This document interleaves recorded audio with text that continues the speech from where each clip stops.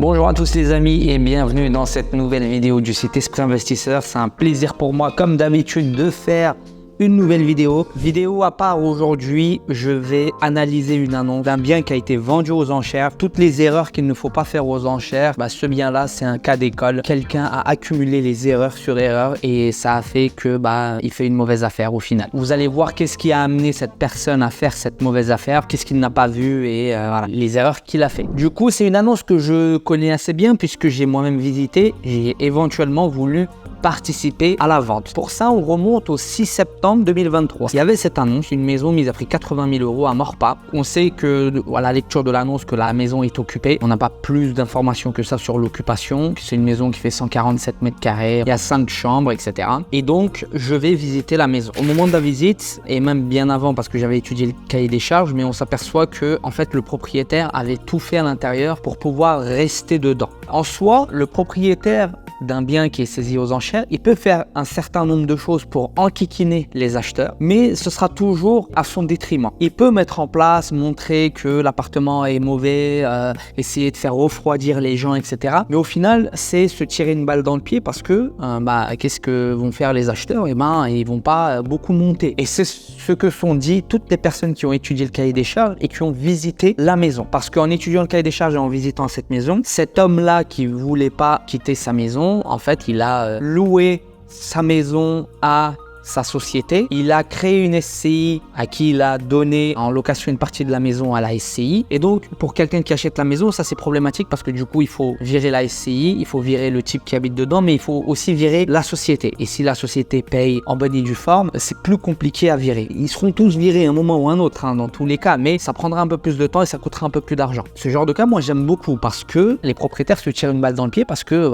ça refroidit la majorité des gens, notamment les particuliers, et donc les prix sont assez limité. Donc à l'intérieur, la maison est plutôt propre, etc. C'est une maison que j'ai estimée en l'état actuel à 315 000 €. Moi, au final, je ne me suis pas positionné parce que je m'étais dit pourquoi pas vivre un peu dans cette maison, parce que je suis en pleine recherche d'une RP, ça correspond pas vraiment à mes critères, mais je m'étais dit pourquoi pas. Ça aurait pu provisoirement m'arranger d'être dedans, mais au vu du contexte, ça ne m'allait pas. En plus de ça, lors de la visite, le type, il avait trouvé quelqu'un de sa famille, etc. Et en fait, c'est lui qui devait racheter le bien. Alors, c'est pas de la famille directe, c'est par alliance, etc. Eux peuvent acheter le bien. Le type, il est assez malin parce qu'il essaye de tout bloquer les acheteurs de part et d'autre, mais en même temps, il a trouvé l'acheteur qui est potentiellement quelqu'un de confiance avec qui il pourra s'arranger derrière. Toutes les conditions sont réunies en réalité pour pas se faire trop chier avec ce bien. Faut le laisser tranquille, ce type. Il est plutôt rodé. Il a fait ce qui était nécessaire pour conserver son bien. S'il avait personne à qui racheter derrière, s'il n'avait pas de entre guillemets associé pour racheter son bien, là ça aurait été une opportunité pour nous de saisir. Mais comme il avait quelqu'un et que cette personne avait un certain budget qui voulait monter, pour moi ça valait pas le coup de se positionner. Pour l'anecdote, le jour de l'audience, j'ai participé à un autre bien, il est venu, on a discuté et en soi ça reste quelqu'un de sympa, mais c'est juste qu'il tient à son bien. Et donc le bien,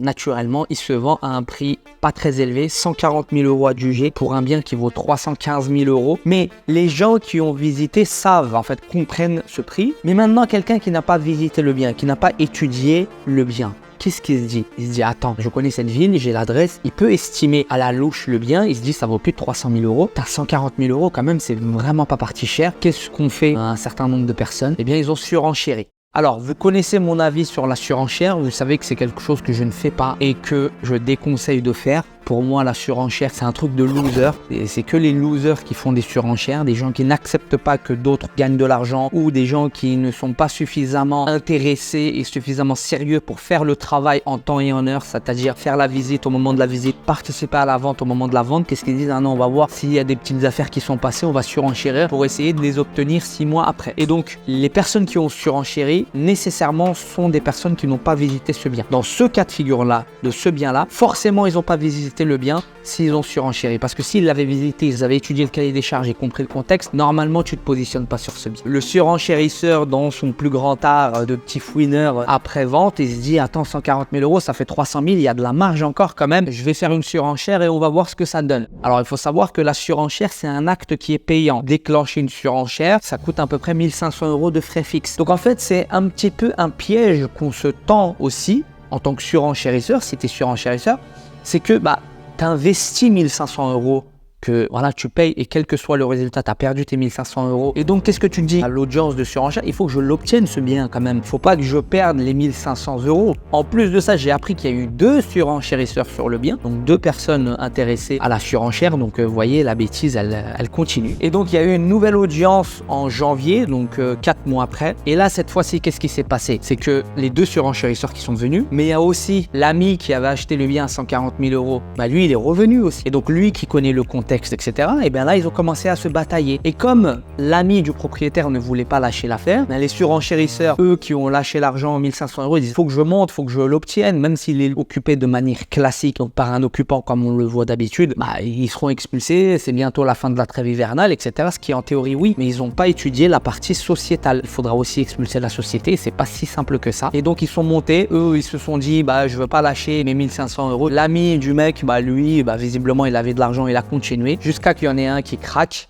et un surenchérisseur obtienne le bien à 264 000 euros. Prix d'adjudication, il faut rajouter à peu près 7,5% de frais de notaire, ça fait à peu près 20 000 euros, donc ça fait 284, plus les frais préalables et les frais d'avocat, ça reviendra à 295, un peu moins de 300 000 euros. Donc il n'y a aucun intérêt d'acheter ce bien à un peu moins de 300 000 euros. Dans le contexte actuel, il a fait une mauvaise affaire. Ça m'étonnerait qu'il gagne de l'argent sur cette affaire. Et ça, c'est typiquement le surenchérisseur qui se croit malin et au final qui se fait avoir par son propre jeu. Donc voilà pourquoi il faut jamais surenchérir. La surenchère, c'est une règle qui est bénéfique, ok? Il y a des fois des biens qui partent vraiment pas cher, c'est-à-dire il y a une mise à prix à 10 000 euros pour un bien qui vaut 100 000 euros, il y a personne, il y a eu un alignement de planètes, il a neigé ce jour, il y avait les grèves, il n'y avait pas de transport, donc personne n'a pu venir à la visite, il y a un seul type qui l'a obtenu pour 11 000 euros. Bon, on est là pour faire de bonnes affaires, mais on n'est pas là non plus pour plumer un propriétaire, parce que derrière il y a un propriétaire qui lui doit rembourser ses dettes, doit tourner la page et doit commencer une nouvelle vie. En fait, je suis pour la règle de la surenchère, mais quand les conditions sont réunies. Là, en l'occurrence, les conditions n'étaient pas réunies. Si c'était une tierce personne qui avait acheté le bien, ouais, on aurait pu se dire